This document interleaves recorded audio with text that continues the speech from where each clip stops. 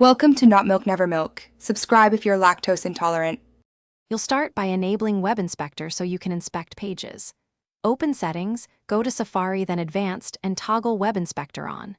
Once done, unlock the device and open the web page you want to inspect in Safari. Make sure the page is loaded and any dynamic content is visible. Next, physically connect the iPhone to your Mac using the cable. This creates the debugging bridge. If you prefer wireless, pair and trust the computer in the prompt. Then continue to the Mac side. On your Mac, open Safari and confirm the Develop menu is enabled in Preferences Advanced. Then choose Develop and select your iPhone from the menu. You'll see a list of open pages. Click the specific page you want to inspect and the Web Inspector opens.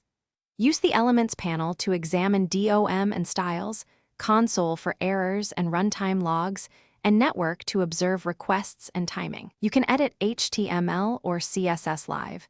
Changes with Web Inspector open, inspect elements and change styles or attributes to test fixes in real time. You'll see immediate results on the iPhone. Use Console to execute JavaScript snippets and log state and record network activity while reproducing the issue to capture faulty requests. Once you confirm a fix, apply the same changes in your source code and retest.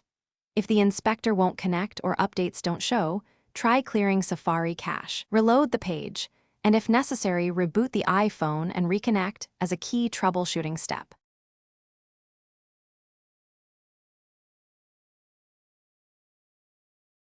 Thanks for watching. If this was helpful, leave a like and consider subscribing. See you next time.